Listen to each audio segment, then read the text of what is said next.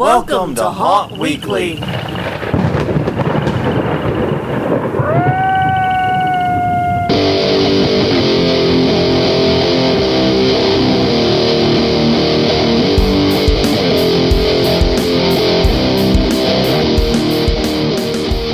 Hello, everyone. I'm Jonathan. I'm Crystal. And this is Haunt Weekly, a weekly podcast for the haunted attraction and haunted entertainment industry.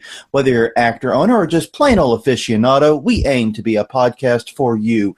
And we are back. Yet again, once again, like clockwork, every week we return somehow, some way. It is amazing. And here we are. And this week we have a very special guest joining us in just a moment. We'll be introducing her. But first things first, we have to give a shout out to our haunt friends and family here in Southeast Louisiana, right, that have been impacted by the recent flooding and the recent tragedies in this area. Yes. Now, to be clear, we're from New Orleans, and I know if you don't know the geography, it can seem scary, but we are not impacted by this in any way. Correct. Yeah. We are okay. We are actually looking at maybe going and helping some of the area. The area haunts, and we'll see what we can do. But, I mean, our understanding right now is that none of the haunts that looked like they might be in the impact zone have been impacted directly. Correct. That being said, we know with a high degree of certainty, we know for a fact, actually, that some of the haunters, some of the owners and actors of those haunts have been impacted personally. Yes. And so that our hearts go out to them. And what we're going to do is we're going to have links to some donation places in the show notes. Mm-hmm. Please, we are one family here. Let's all support and help our brethren in Southeast Louisiana. All right? Yeah, sounds good. Well, we have a great show this week. It's the second edition of Women in Haunting. Yes. And to help us discuss this topic in greater detail, we have Neena Collins from the Scareatorium with us. Neena, are you with us? Yes, I am. Good morning. Good morning. Good morning. Glad to have you, Neena. I'm very excited about this. This is going to be a lot of fun this week. A lot of fun talking about a very serious issue. Yeah. Yes. I might have a very weird idea of fun, I'm realizing. Maybe just a little one. Maybe just a little. But Neena, can you tell us a little bit about yourself, how you got started haunting, and how you ended up at the Scareatorium? Oh boy, that's a long story. Well, that's fine. We got an hour to fill, so okay. Go crazy. Okay, great. Well, I honestly had to sit down and think about this because it's been such a whirlwind, crazy 15 years for me. I accidentally went on a date with a monster, I guess you could say. That's a good way to start a story. You know, I've heard women say that about OK Cupid every once in a while. Usually it means something different. Yeah.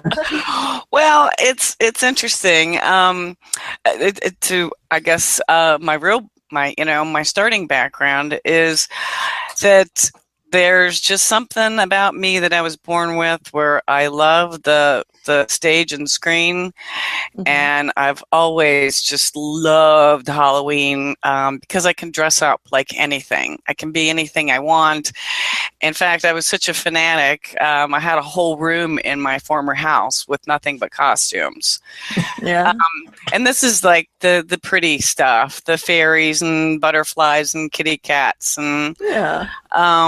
Just eccentric witches and that kind of stuff. But so I would just dress up at the drop of a hat. You know, Arbor Day, whatever, someone's birthday, I was usually there in full costume. So that's where my passion started. And I did made a lot of costumes out of drapes and went to the thrift store a lot. Right.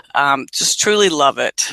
Well, I met my husband and now partner, Kelly Collins, through the ski club on a canoe trip, of all things.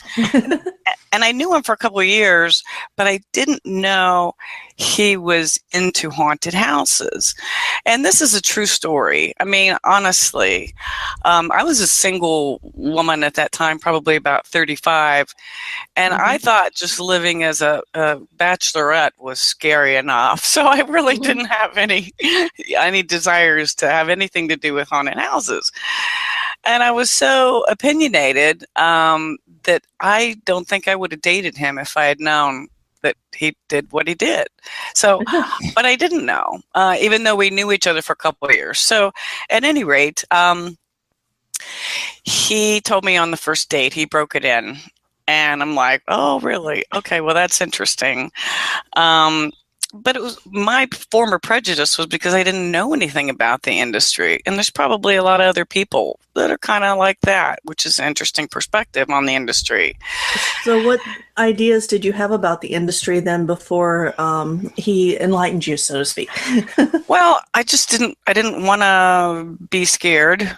Right. I thought the people that worked at haunted attractions would be scary people, not only in the attractions, but the people that worked at those attractions. Right, and their daily lives would be kind of intimidating, kind of Really people. different. Yeah. And I'll tell you, that's what sold me. Well, what sold me was we dated for 8 or 9 months before I was able to experience the attraction that he produced at that time. And what I fell in love with the haunted attraction industry was exactly the same thing that I was afraid of, which is the people. Right. They are fantastic. They're the best people that I've ever met. Like I said, I love theater, and there's so much about theater that translates into the haunt industry with sets and designs. And but the people are so cool. They're creative. They're pretty laid back and casual, and they're fun and energetic. They come from all different walks of life. They are all really unique. And that's our experience too. Right. And so that just, when I met people that worked for the post office, that were attorneys, that were, baggage handlers or whatever, unemployed, it was just the coolest club in the world, just really. And so that's when I got the bug, and that's why I've been in the industry as much as I have, for as long as I have, because we're really driven by those people, wanting to work with them and wanting to create jobs and opportunities. And it's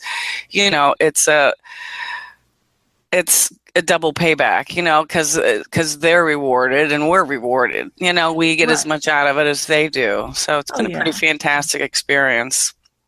So how did you end up going from there to Scareatorium? Well, I started with Kelly back when he was producing Terror Park at Cooper Stadium, which is our, minor league baseball.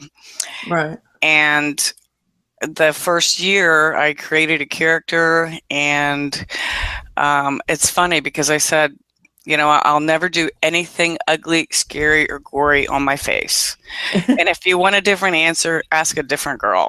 Right. That was my initial, I'm defending myself, and I'll be a pretty witch or whatever. Right. But I eased into the water, and honestly, within about a year or so, I was like the poster child for monsters, with the safety pins in my cheeks and just extreme teeth. And so, So what was your first costume then?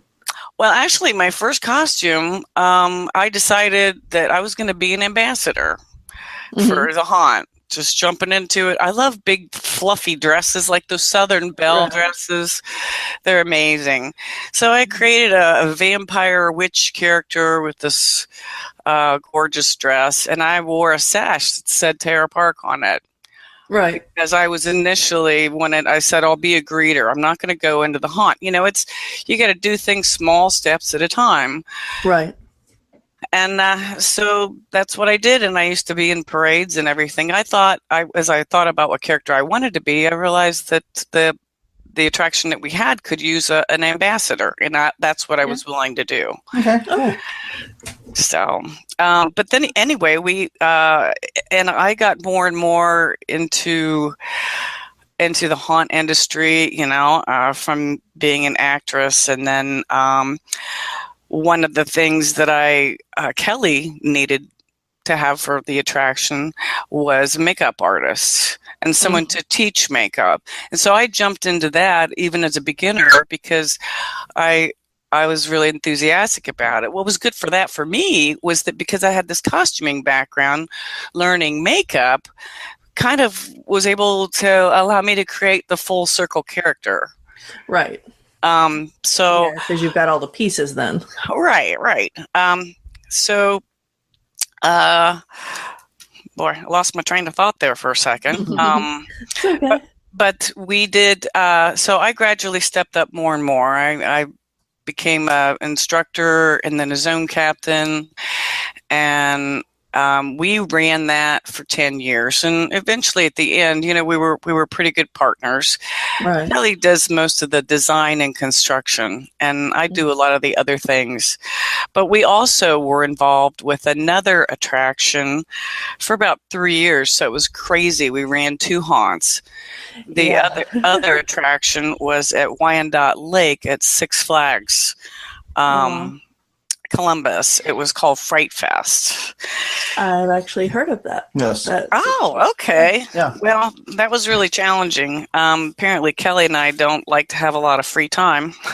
Yeah, that's what I'm hearing. Especially a certain time of year, right? Yeah, because we've done worked in our haunt and volunteered in another. And it's rough.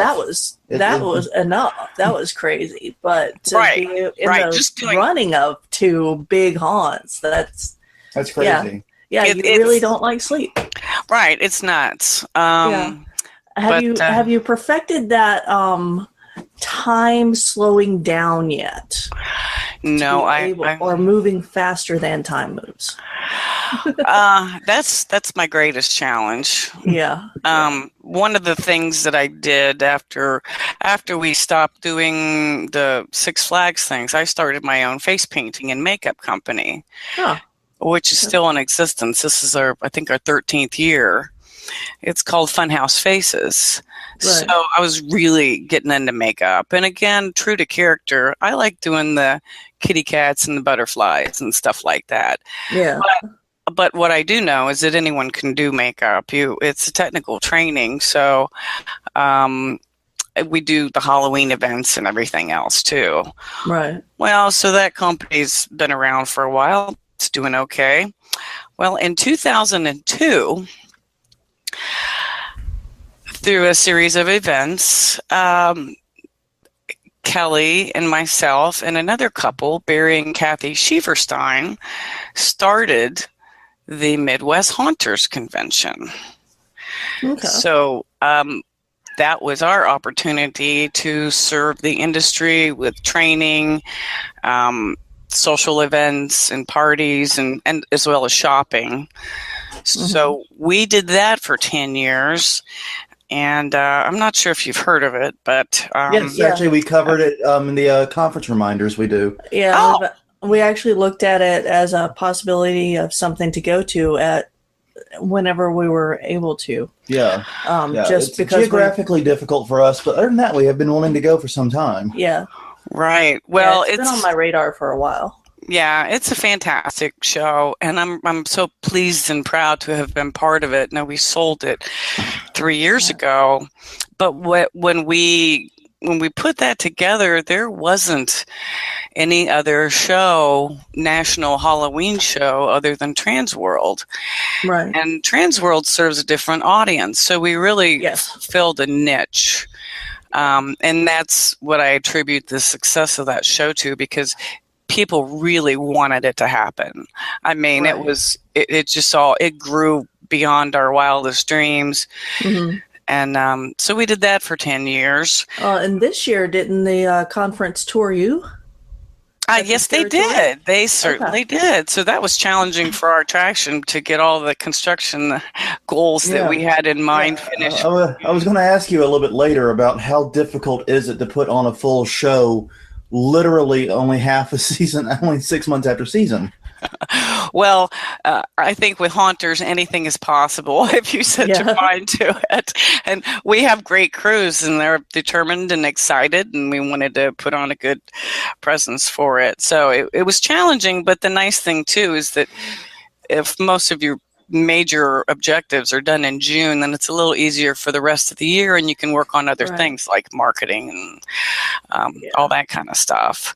So when we back to the Scareatorium, we ran the Scareatorium and the MHC for several years. Now we're finally away from MHC, although I produced the body art fashion show for that, which I'm tremendously proud of. But in 2009, we decided that we were going to go out on our own. And that was as a result of the fact that we were formerly, when we were at Terra Park, it was the second oldest minor league baseball stadium in the country. And it was awesome because it was pretty creepy and all that. But they decided to build a new stadium, and they really didn't have the space accommodations for us to come in and do an attraction at that time. It would have had to have been a tented thing, and we're like, nah, we don't really think we want to do that. So that's when we ventured out and decided, well, we're just going to buy an attraction to get started with. And we bought we bought an attraction from Wisconsin that was very highly rated. And we, went into all that with open arms. I had no idea what it was going to be like when I started, or a lot of business owners say that, I'm sure, but it turned out to be much bigger than I imagined. But we've now been in, back to challenges, we've had to move. We set up 1 year, our first year, and then had to move 2 years later. And then we had to move. We operated in another location for 2 years and then had to move. So we've been in business for 8 years now, and we finally, last year was our third season in one location.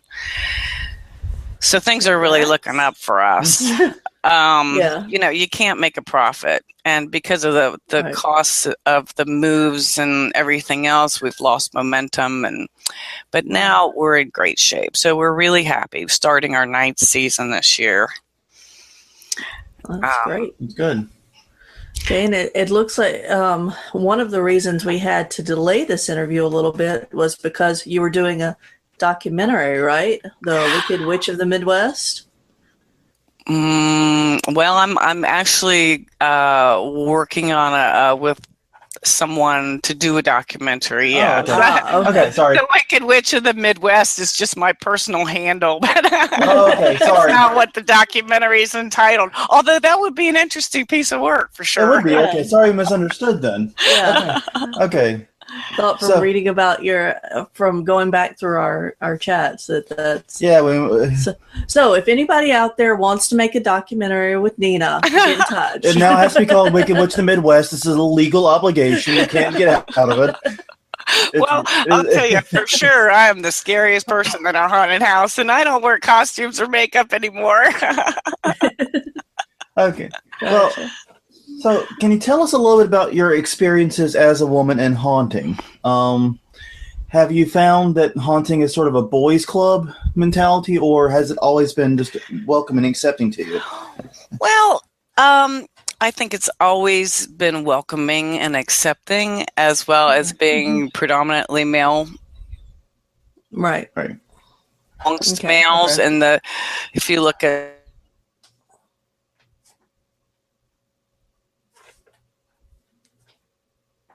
your mic has cut out.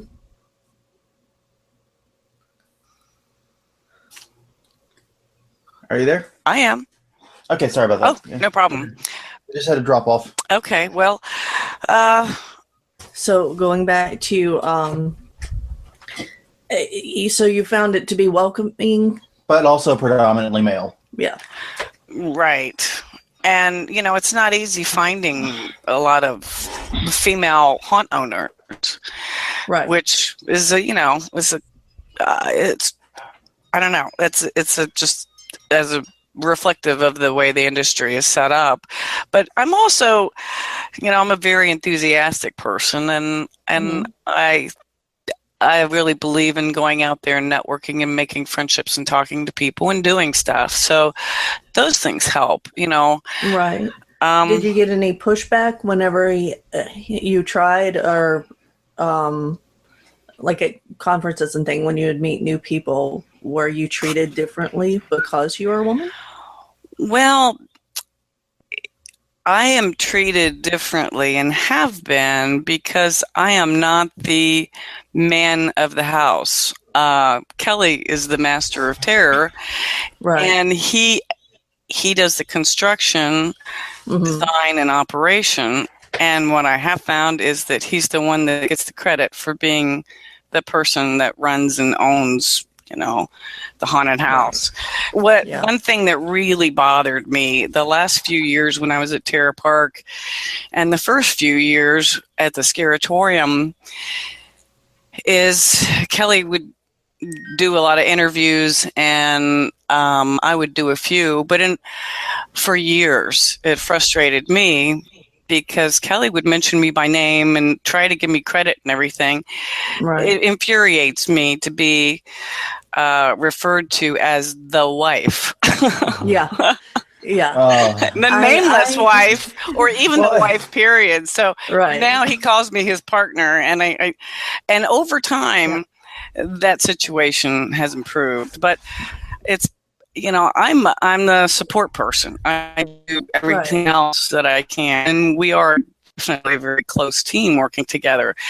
But the haunted house, he works on the business part-time, and I work on it full-time. So as far as media and recognition and everything else, I've just had to accept, all media is good, and it's not really about me and whether my name is mentioned, but it is something that happens. But that's true for actors and people in troops too. You don't always get the credit, and it's not always about the credit. It's about the work and what you accomplished.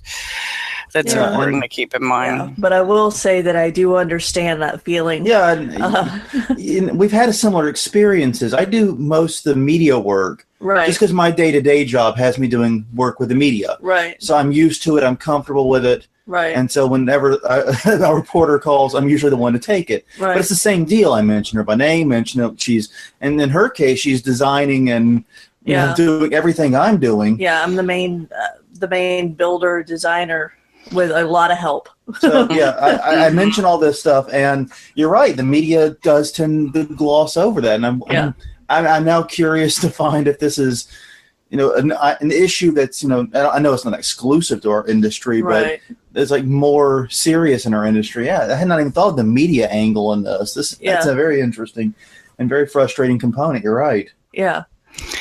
Yes, it is. But, and it's, it's in part because, it's the media gives a lot of attention to who's the person that's the spokesperson and reporting. And of course, they're looking for the charisma and everything else. But the actual running of the haunt is about 30% of our business. That whole process. And it's the whole support and business behind the business.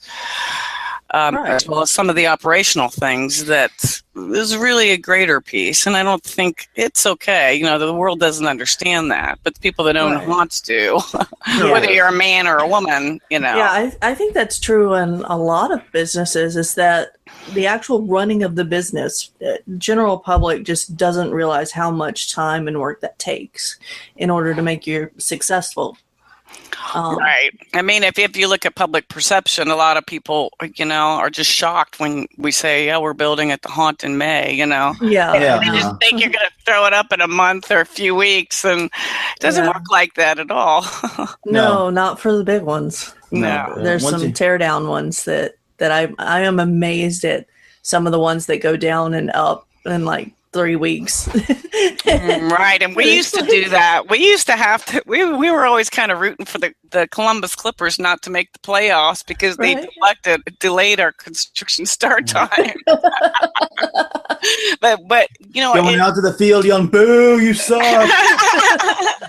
please lose. We need this 1 or 2 weeks. Hey, better swing. But it was amazing. I mean, that was, that was a really big haunt. We set it up under the concourse of the Right. ball arena, and we did that for 10 years, and put it up and take it down. And it was brutal. But again, that's where I think haunters are amazing people. And that's where I really got to know them too, is in there in the trenches, working side by side, hauling stuff out of storage and, figuring out what to do with all the stuff from storage to create the house. And that's where I got to give Kelly a lot of credit as the master of terror and being a genius at what he does. It's remarkable. And he works full time. Right. To do that with crews in a short season is an incredible accomplishment. And that's one of the reasons why we didn't want to do that when we bought our own attraction. So we're in a permanent year-round location. Yeah. I don't think I would haunt if we did not have a stable location either, honestly. Yeah. Right. But So you said that you definitely feel the industry is predominantly male.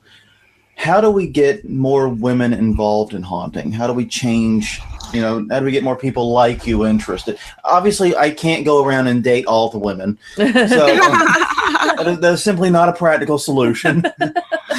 So and your husband can't either. So we have to work out something better. Well, I can say that speaking to our attraction, that we've grown and evolved a lot over the years, and we've really appreciated the development of our cast and crew to where we're doing a better job at attracting people because of the people that we have, and it takes a while to get established. But I was thinking about what the mix is with our current attraction. I'd say it's something like 60-40. Okay.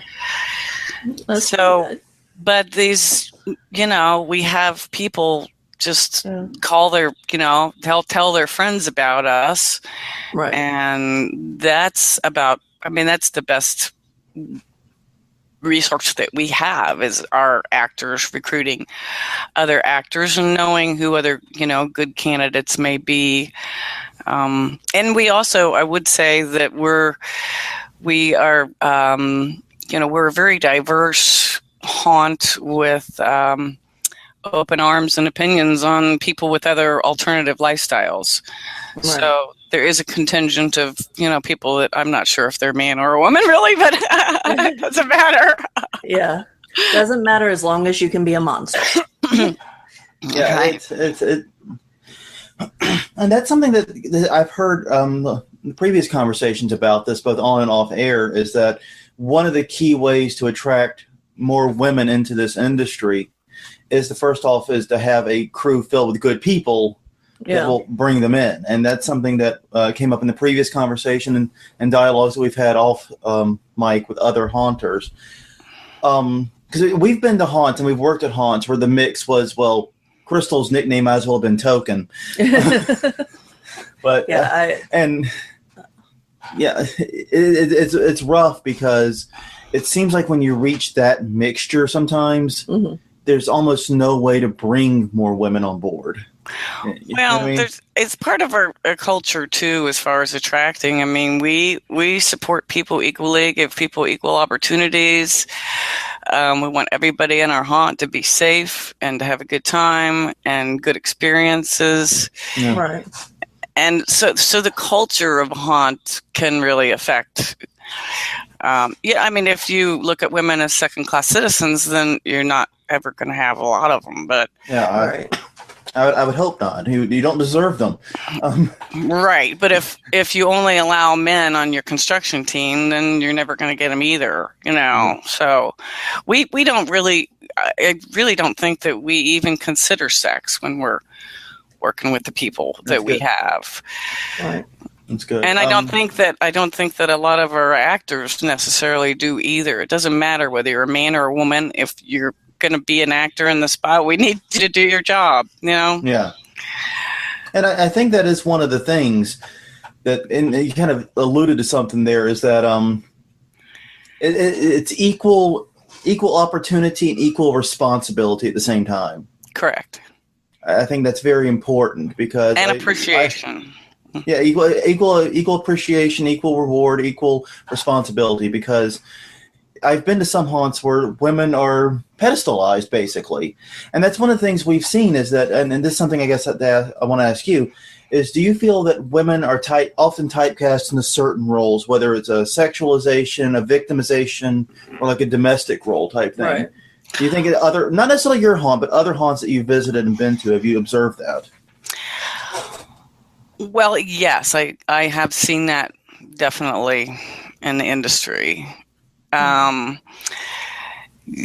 prevalent that is, I'm not really sure. I was listening to one of your interviews previously, and it talking about, when a woman shows up, she automatically going to be typecast as a victim. And, we allow our actors to choose what positions they're going to be in. And so it's whatever they're comfortable with.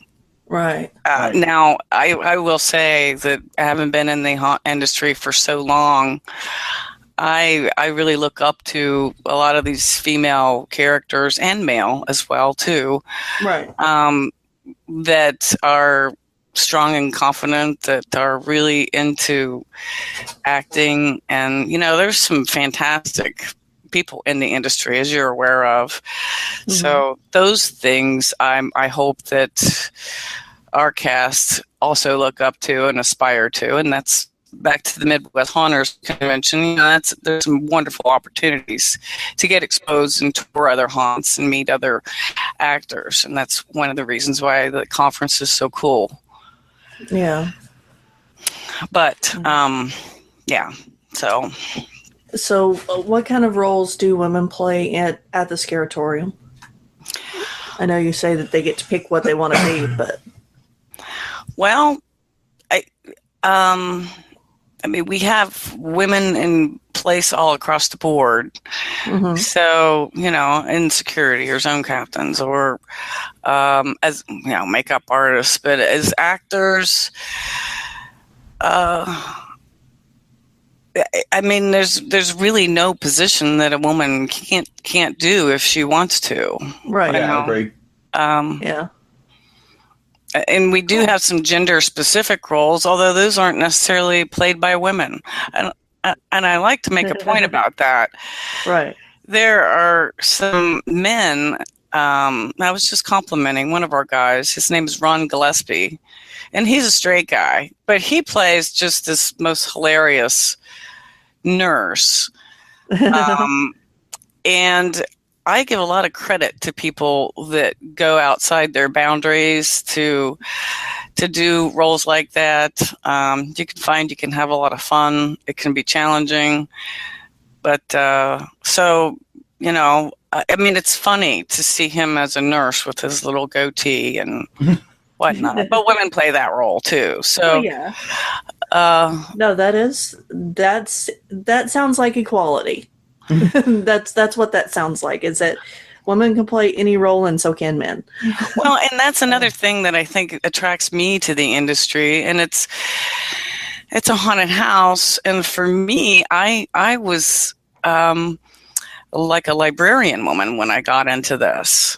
Right. And so the first time I was able to really scare someone gave me a great sense of power. And I've had people think that I was a man, and that's pretty cool, but it's the opportunity to develop and explore yourself and to push yourself to new limits and try new things. And it's a safe environment, to be able to go into your alter ego, right. Be someone that you're not, because it's all pretend. And I think that's good for a person's development. The other thing that I will say is, since I was such a fraidy cat when I started dating Kelly, mm-hmm. The experience of being in the haunted attraction for me personally as a woman has really allowed me to face my fears. Yeah. When I first started going through haunted attractions, Kelly had to pull me through like a little donkey, I did not want to pick my feet up. But, and then years later, I'm a zone captain. I'm walking through the haunt with no lights on, and it's a progression of. Once you're in a haunt long enough, I feel like visiting other haunts and attending them, you feel kind of like you're in a stranger's living room. It's a home feeling, just not your home. Right, and that's where my personal experience has developed a lot, because now I know I'm not terrified like I was at first. Even if I've never been through a haunt before, I've got a grip on my fear, and I think that's something that kind of helps me in my general life. Something happens, I'm going to look at it, I'm going to be calm. I'm not going to go into full panic reaction necessarily. So. It's very interesting. Right. I can see where it would be very useful, yeah. Right. I'm talking about bravery, basically. Yeah. No, I'm not scared of the world as much as I used to be anymore, so. Right. Okay. So, we talked about in front of the scenes. Are you seeing women taking a larger role behind the scenes at your haunt? And elsewhere. You probably only know the behind the scenes of your haunt. I'm realizing the stupidity of that. Well, behind the scenes of our haunt, I mean, we have, zone captains and trainers and makeup artists and wardrobe. And so, yeah, our women they do everythh. There isn't anything that we've ever told a woman that she can't do, and anyone that's interested in doing something, will, just make sure they understand what they're getting into, and we take care of them, make sure they're okay. And are you noticing more women at the owners' conventions? I couldn't really, that seems to be one of the issues we've discovered, is that there's not very many women-owned haunts, or even women partly owned haunts. Right. But this last haunt con, I did notice more women attendees than the previous year. And so that's... Fingers crossed. I'm just seeing maybe in other areas, is that what you're finding, or is it still pretty much a guy's industry? Well, I think there are more and more women that go to the conventions, and I think that's because of the popularity of haunt movies and everything else, and there are a lot of haunted houses. So, I'm looking. You think that they're more there for fans of horror than they are of looking to actually start their industry or already running their industry? Well, I don't know. I mean, I think if you look at society in general, you're going to find that there's more males in every role as owners, and and that's very true. That's the problem, is how do you separate what's unique to our industry to what's a problem in society as a whole? Status quo. Yeah, I have a friend in Boise, Idaho. He works for Entrepreneurship Northwest. His name is Norris Kruger, and I asked him about gender differences as far as entrepreneurs, and he did say that women are just less likely overall to start a high growth business, but women led tech or growth firms do better for their investors. So I don't. Women, I'm not sure that we're there yet. Maybe, in time that will change, but I don't think women are still as likely to be risk takers, and that's because of a lot of factors in their sex category, I guess. Right. Yeah. Well, shifting the focus away from that for a little bit, there's a few questions we ask pretty much everyone we have on this show for any reason whatsoever. Right. And so the first one is, what is your favorite scare that you've built or run or been involved with in some way? It's always a tough one. Or seen done somewhere else. Or seen done somewhere else, yeah. Yeah. You do not have to be the owner of your favorite scare. Yeah. Well, favorite scare. That's tough. It is tough. I worked for. It was one of my first scares. I can tell you that was my favorite one. We were at the Ohio State Fair working for the Scare Factory, had an attraction there. And I was able to scare this big group of like football players, just little me. I'm like, yay, score one for Minnie Mouse. That was most memorable. And then, I don't know, one of my favorite scenes is at Erebus. They have a swamp scene, and it was just beautiful. I'm not even sure that I was that scared, but overall, one of the scariest haunted attractions that I've been through is actually Bloodview in Cleveland. They're a volunteer haunt, actor, intense, old school style. And their actors are just amazing. I went on the MHC bus tour a few years ago. Mm-hmm. They really scared me. So that's my favorite overall scary haunted house. You got to watch out for those volunteer haunts, man. Because anyone that does this for free is going to do it for the thrill of scaring the hell out of you, and they're going to work very hard at that. Well, I think as far as Bloodview goes, they're just really professionally run. Yeah. Right. They may be volunteers, but those people take acting and scaring more seriously than any other general cast I've ever met.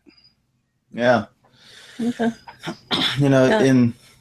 And we talk a lot about how one of our favorite haunts, that unfortunately haven't been around for a few years, was a local fire department way down in the swamps south of New Orleans here, Louisiana. Used to do a haunted attraction every year. They build a tunnel. I don't know how the hell these guys built this in a week. They constructed in a week. They constructed about a 1/4-mile long tunnel in a week, and I have no idea how that's humanly possible. I mean, that's a biblical feat, literally biblical feat. Noah, that's like second to Noah's Ark in my book. Yeah, I'm not sure why you'd want to do that. They did it, and they were very, very dedicated at scaring the hell out of everyone. So it's always interesting what you can come across. And there really aren't any limits to to what you can do if you got a right group of people. If I'd been in that crew, I would have said, let's consider another idea. Yeah, maybe a different approach, but that's how they did it, and it was a lot of fun. Yeah. Okay, so where do you see the future of haunting going over the next, I would say, 5 to 10 years or so? Well, I hope it continues to thrive and pick up. I think we're seeing a lot more support in media in terms movies and TV shows and acceptance of all that across the general public. I think it always will be a huge holiday, so to speak, referring to Halloween. And I think that the animatronics and the development of the things that are available to the haunt industry continues to really enhance the haunt experience. And customers really want more live, but also static and animatronic type stuff. What I'm saying there is they're getting harder to scare. So that's a challenge for the haunt industry, is to keep stepping up your game to keep people, really scared when they walk through your haunt. Right. Do you see any potential? Because one thing we've talked about a couple of times on the show is in the United States, the haunt industry is so connected to Halloween. It's that late September through early November season. That's all you get. But we're seeing more and more year-round haunts open too. Do you think we're going to finally maybe break somewhat free of this only haunting at Halloween thing? Well, excuse me, I think that's doubtful. I mean, I don't know how as just a haunt you can do that. Now, Right. what I do know is, and this is a great way to go back and address future of haunting as well. One of the things that a lot of attractions are finding extremely popular are the new escape rooms. Yeah. And that is a way for haunts to even make more money. And there are opportunities to do that type of thing year round if you've got the proper facilities to do that. Right. That is it's a new and it's really rapidly, fastly growing. Yeah, I would say, yeah, you need the facilities and you need a location that supports it too. You need to be near a metro area, I think, that can draw in that year-round audience for that. Right. Yeah, both of the ones that are near us are year-round. Yeah, well, 3 of them actually. Rise has their own now? Yeah, Okay. Rise has their own too. Yes, that's how big it is. I missed Literally, the we memo. learned about a third one this morning. Wow. Well, it's much easier to do that in the South too, because frankly, no one wants to go out when there's 12 inches of snow on the ground in Ohio. That's true. I do not blame them. Although the other trend in the industry is that there are more and more haunts that are opening for special weekends. Like Valentine's Day. Valentine's Day and Christmas is a big one. We've done that for the last few years, and so you're seeing more and more opportunities to open on select dates. It's just the cost of overhead to have the staff you need for a large haunt is cost prohibitive unless you've got enough people coming in. But by specializing on those special weekends like St. Patrick's Day or Valentine's Day. Right. Now I'm doing St. Patrick's Day haunt. That sounds awesome. Yeah. The haunts terrify me anyway, so this works. Yeah. One haunt that comes to mind that is really doing a lot of that is Dark Hour in Texas. Yeah. Mm-hmm. Yeah. So yeah, that's a good point though about the special holidays. How has being open on Christmas worked out for you guys and doing the holiday? It's worked out good. It's been profitable. We are not going to do it this year, and it's the way the calendar falls.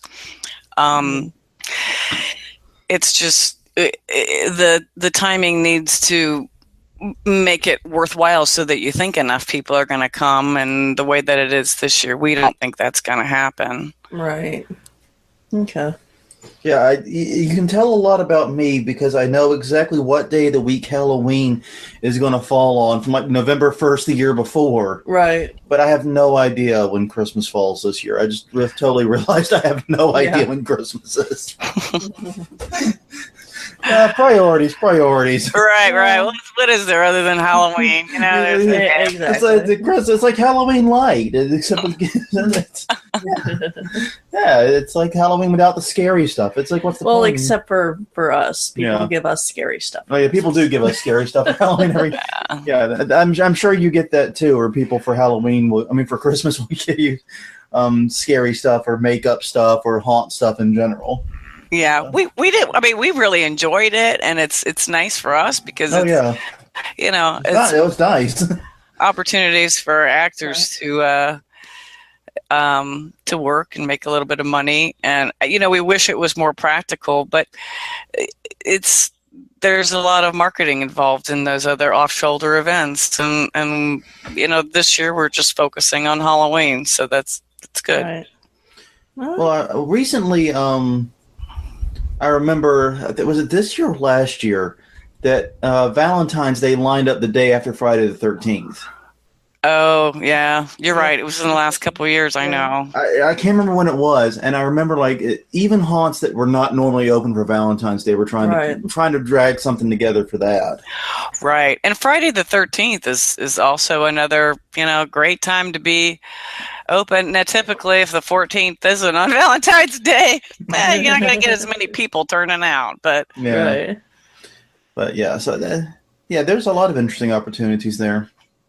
Well, do you have anything else you want to add? Any final comments or thoughts you have that we didn't cover? Well, the floor is yours. Good question. Well, I really appreciate your allowing me the opportunity to do an interview with you. Love having you. Yes, and our hearts go out to our friends and fellow haunts and actors in Louisiana and everyone else that's suffering down there. Yeah. Right.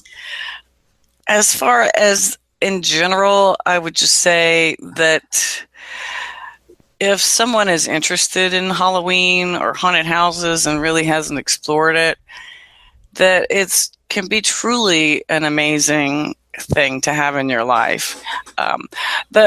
There's something, our haunt is very special, and a lot of that comes from the leadership of Kelly Collins, my partner. We consider ourselves to be a haunt family. And there's a lot of, I would just say, misfits, maybe. Yeah. People do come from all different walks of life and have challenges and everything else. But when they come to the haunt, we consider ourselves to be a family. And for some of us, our haunt family is really the best family or the only family that some of us have. Mm-hmm. A place where you can feel loved and appreciated and respected, and where you have friendships, and there's endless opportunities for that. So we're kind of like a haunters 4-H club is what I call it. That's a good way to look at it. but most importantly, we're a family too, and we all, just working together and experiencing our lives together is wonderful. So I would say to people, again, that are considering getting into this, to really have the courage and challenge yourself and explore, those opportunities. Enthusiasm does go a long way. But on the flip side, drama is never really a good thing. So right. it's better to leave a lot of your personal baggage outside the door during the Halloween season when you're acting. Mm-hmm. But it's been a pleasure and a privilege and a whole bunch of work to be involved as we have. But it's the people in the industry too, that because we ran the convention and we've been speakers and been very involved for the last 15 years on my part, that not only does that family sense of haunt pertain to our haunted attraction, it also pertains to other people in the industry. So I guess if I had one piece of advice to anyone that's listening that's not really into all this, it would be to say, get off the couch and apply now. Check out your options. Yeah. And you don't even have to like scary stuff. Right. If you like costuming, you may find there's a niche there for you, or makeup, or right. Yeah, in fact, you're doing your casting calls tomorrow, right? Yes, correct. This weekend. Yeah. So yeah, this will be going out a little after that, so we can't. But we're recording on a few days before. We did not record this live as you were listening to it. Yeah. On your iTunes player. Yeah. So, anyways, thank you. We greatly appreciate you being here. Thank you very much for joining us for this past hour, Neena. It's been wonderful, and I think some great and enlightening views, actually. Yeah. So, on that, I'm sorry. Thank you so much, Jonathan and Crystal. Well, on that note, everyone, I'm Jonathan. I'm Crystal. This was Haunt Weekly, episode number 38. Once again, as usual, follow us on Haunt Weekly at Twitter, follow us at Haunt Weekly on Facebook, and we will see you guys next week.